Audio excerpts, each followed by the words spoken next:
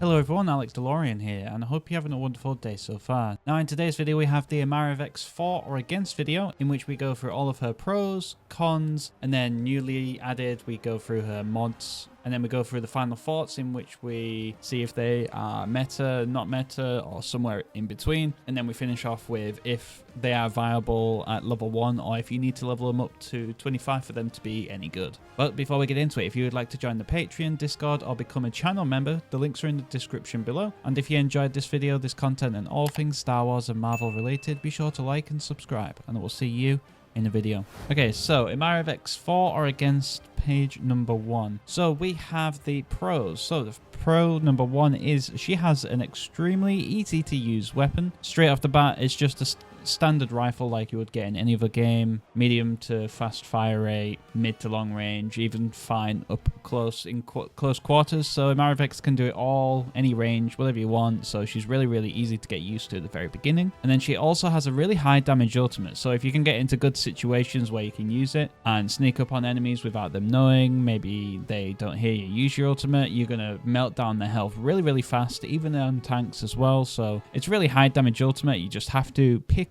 to choose when you want to use it. And then her grapple ability is really useful as well. I find it very useful if I'm positioned somewhere on a map where I'm on a ledge that you can grapple to. Someone comes up to me, I jump down, they follow me, but then I grapple straight back up, so then they can't chase me. Then that's just, it's a good like get out of jail free card. So I really like the grapple. It's similar to Diago's, but the only difference is one of them you have to use it, whereas the other one you have to just double jump essentially. I don't understand why they're not the same, but they're the same ability at the end of the day. And then another pro is that her missile launcher is also high damage. It's really good to do a quick burst damage. Maybe you start shooting at an enemy and you get them to half or quarter health. You just use it at the end to just finish off them before you have to start reloading, and it catches a lot of people off guard. And then the next one is her tracking scan into passive. So with Diago, you have to press the ability for the scan to be active, whereas for Imara Vex, you don't have to press anything. So as soon as an enemy is low and they're close by, you can see them through the walls. So it's really useful that it's a passive, and I feel like Diago's should also be a passive, even more so just because he uses his heightened senses. So it makes sense that he's always going to have it as a passive. But yeah, Imara Vex is passive, so it's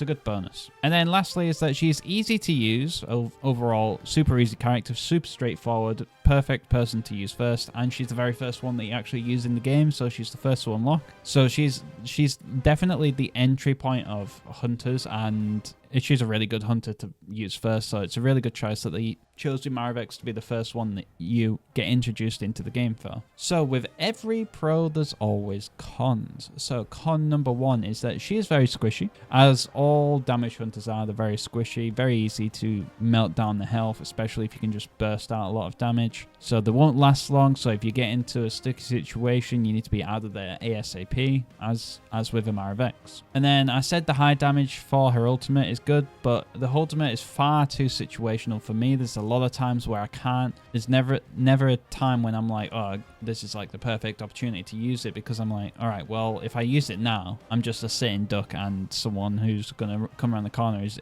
easily able to just take me out, especially if it's a Nox. So a lot of the times I don't use it very often in matches, maybe only once a match, and even so, I'm too passive with it that I'm like, I don't even get any kills, because I'm scared of being taken out whilst I'm using it. And then next is the missile launcher keeps missing quite often. Now, it's not as bad as it used to be. I think season 5 it was updated. If not season 5, then it was season 4, where it's much faster at locking on and hitting the targets. Like, it's improved already, but there is still some times where I shoot my rocket and it just flies straight past the enemy, and I'm like, well, that was a waste. So that's the only gripe with the missile launcher. Other than that, missile launcher's fine. And then another con is that you're easily able to catch out Imara Vex if she's not near a grapple point. So if she's out in the middle of nowhere, but there's no grapple point for her to grapple to, then she doesn't have any way to escape from the fight. Same as Diago. That's his get out of jail card, but he kind of has a mind for himself, whereas she just has her rocket and her gun. So if she doesn't have a grapple to go to, if someone jumps on top of you, if it's a Reeve or a J3 or someone, then you're not really going to last very long, especially if they're deflecting as well. So always try to be positioning yourself as best as you can whenever you play Imara Vex. So that is her pros and her cons. So for her mods, she has 3 mods just like everyone else, and we'll go through them to see if they are any good or if they are not. So the first one is damage effects. So it's a minus 0.02 fire rate, which doesn't seem like a lot, but it is really noticeable in game. I'm running this one and it's really one of my favorite legendaries in the game, and it has +3 weapon damage, and Imara Vex's fire rate is already fast, and then you get increased fire rate, so you're going to be doing a lot of extra damage on top of that. And also on top of that, you get +5 ammo capacity, which is really useful. And then the actual cons for this mod are +65% in both focused aim weapon spread and also hip fire weapon spread, which isn't actually so bad. I can still hit targets at long range very accurately even with them. So honestly, you can notice them, but they don't hinder your ability to kill someone. So to me, this is not even like useful, right? So this legendary to me is basically just only pros. So I get the increased fire rate, weapon damage, and ammo capacity, which yeah, you can't say no to that, right? And then the next one is she has +6 ammo capacity, which is really good, but 150 cooling speed, which is nice, but I'm not really a big fan of cooling speed. I definitely prefer reload duration, but in this case, it's increased reload duration, and you also lose 10% movement speed. So overall, you're only getting yourself 6 ammo capacity for everything else as a con, which the ammo capacity isn't so bad anyway, because you're already increasing +5 over here anyway. So I would never buy this. I would stay far away from this one. And then the last one is +10% damage fall off distance, +2 weapon damage, and -30 health. The +10 damage fall off distance doesn't make much of a difference, to be honest. I mean, the +2 weapon damages it sounds like it'd be nice, but you're already getting +3 anyway, which is way more than enough in my opinion. But you're losing a massive 30 health. 30 health is insane. Glicking would melt you down. Nox would melt you down. You don't want that to be in that situation where you're getting one shot by Nox. So the 30 health is too much of a downfall for me to even consider these two. So it's not as bad as this one, I don't think, but it's still bad. But overall, I think this legendary is one of the best legendaries in the game. And yeah, it's a good legendary. So overall, not good legendaries, but this one, I highly recommend you using it. And then final thoughts for Imara Vex.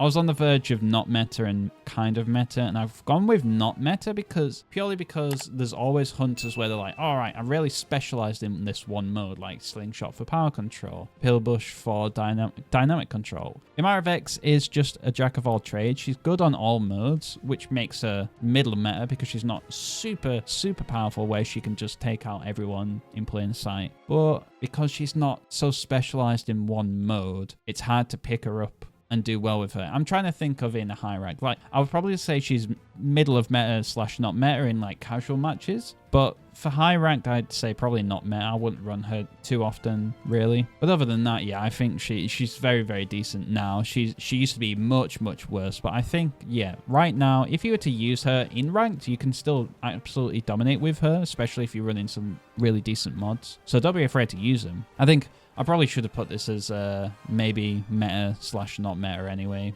Think of this as blue.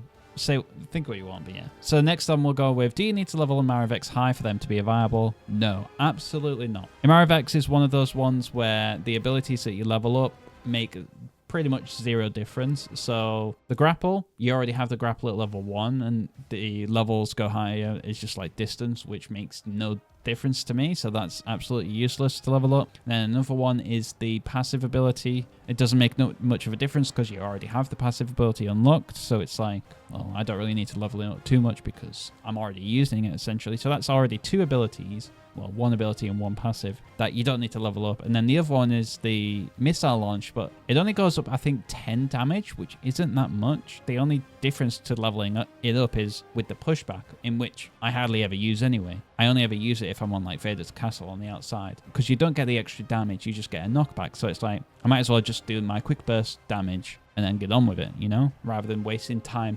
powering up, you know. So overall, Imara Vex is one of the last hunters you should be leveling up, to be honest. If you were to get, if you're planning on getting everyone to 25, 26, then Imara Vex should be one of your last, but by all means, play Imara Vex and level her up anyway. And there you go, there is my Imara Vex for or against. Overall, I would say I'd say 4 in a casual setting, 4 in most of ranks, but maybe not 4 in very high ranks. Like high ranks is just 3 tank meta still after 5 seasons, and it's probably still going to stay the same. But yeah, overall, not meta, maybe middle of meta, somewhere around there, I would say. But let me know your thoughts in the comments below, as I could probably be completely wrong about Imara Vex. She's level 28 for me, so I haven't used her overly too much, but I feel like I have a good sense with her. But I won't keep you any longer though, so if you would like to join the Patreon, Discord, or become a channel member, the links are in the description below. And if you enjoyed this video, this content, and all things Star Wars and Marvel related, be sure to like and subscribe, and I will see you in the next video.